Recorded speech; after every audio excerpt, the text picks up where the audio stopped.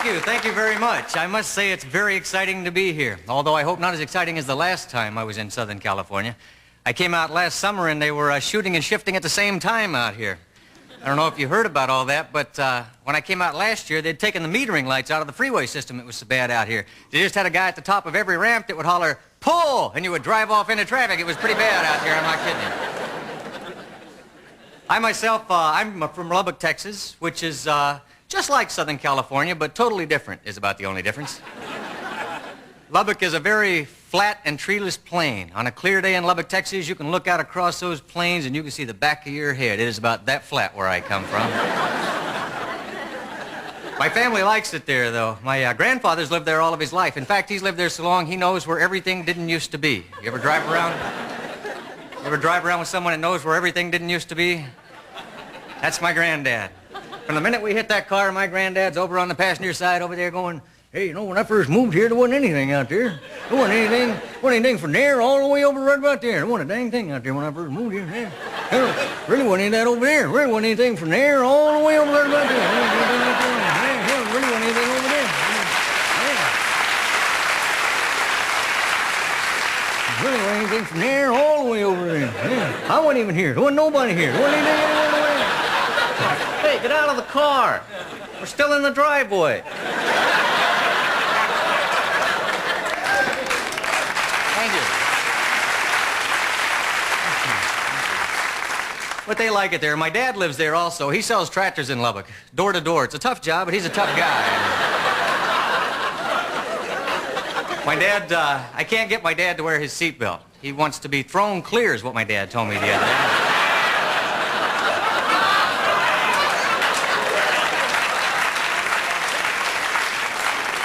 And I said, "Well, great, why don't you sit on the hood then, you know, and just save yourself the trouble of going through that windshield there, what do you think?" And I won't tell you what he said he thought. They have a seatbelt law in Texas now. You have to wear your seatbelts there, but you only have to wear them in the front seat of your car and not in the back seat, which simply means in the event of a crash, the people in the front are going to be held in place while the people in the back decapitate them on their way through the automobile. I mean, at least with your seatbelt undone, you'd be ahead of the guy behind you, don't you think? I think this is the logic that my dad subscribes to. And it kind of scares me that I understand the logic that my dad subscribes to. I wear my seatbelt if for no other reason than to stop that little buzzer from going off, you know? You know that little buzzer in your car that tells you to fasten your seatbelt? That little buzzer that always works? Have you ever heard of one of those buzzers going out on an automobile?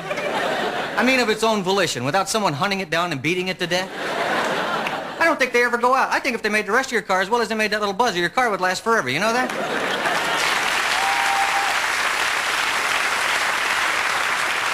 They have the technology, they just won't give it to us. I've never seen anyone walk into an auto parts store going, "I'd like another one of these annoying little buzzers, please." Mine seems to have quit making that noise. And I don't think they would have it at the auto parts store anyhow. They never have anything I want at the auto parts store. They have rows and rows of things that will not fit my car at the auto parts store. And they take great enjoyment in showing them to me, you know? They say, "Hey, here's something else that won't fit on your car right here. This will almost fit on your car, but not quite on your car. This right here, this will fit on almost every other car but your car, actually." I work on my own car because I figure at least I can screw it up for free and I don't have to pay somebody to do that. Plus, I kind of enjoy beating on it when it doesn't run right, you know? I don't really care whether I fix it or not. I just like working on it with the biggest tools I have. I treat it bad when it doesn't run right. I throw things in the floorboard and I don't wash it anymore and I go, "Well, to heck with you, car. You're not going to run right. I'm not going to treat you right." And I drive it around waiting for it to heal itself. And it seldom does. Then I have to go to the auto parts store. And the only people who know less about my automobile than I do work at the auto parts store. And they never have anything that I want. You know, they're always trying to foist off something on me going, "There you go." I go, "This doesn't look like the right one." They go, "Yeah, I know it doesn't look like the right one, but it'll fit. Trust me." That's what they always say. "It'll fit. Trust me." "Yeah, I know it doesn't look like it'll fit, but it'll fit. Trust me." I go home with this stuff. It never fits. I have to walk back down to the auto parts store and go, "Hey, pal, stick this in any orifice you choose." "Yeah, it'll fit. Trust me. I know it doesn't look like it'll fit, but it'll fit."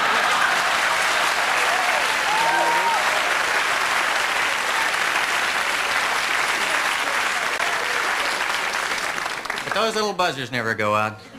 And they don't need the buzzers. The buzzers don't work. My dad ignores the buzzer. The laws don't work. You know, I think Detroit ought to forget the buzzers, the laws. What they ought to do is they ought to build automobiles. So if you sit down in your car in the morning and you turn on that ignition key without fastening your seatbelt, they ought to have a spring in your seat back so it just kind of goes bam, you know, and just hit your head up against that windshield just to let you know how that baby feels there.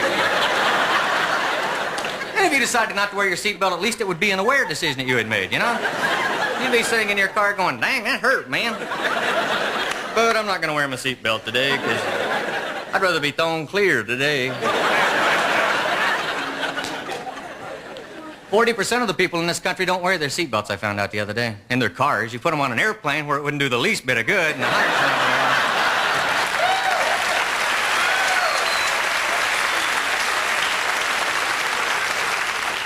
and we wear them tight on that plane, man. And that's just because none of us want to be thrown clear.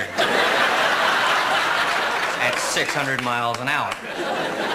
You do everything they tell you on that airplane nowadays. It's just one thing after another that causes crashes nowadays. Air traffic control system, pilot error, mechanical defect is the big thing nowadays. The planes are falling apart. Which of all of them, I can probably relate with mechanical defect more than any of the others. Hell, I can almost relate to some poor airplane mechanic having to go down to an airplane parts store and hear some guy go, yeah, that's right, Wing, that'll fit on here, really, that'll fit, trust me. Thank you very much.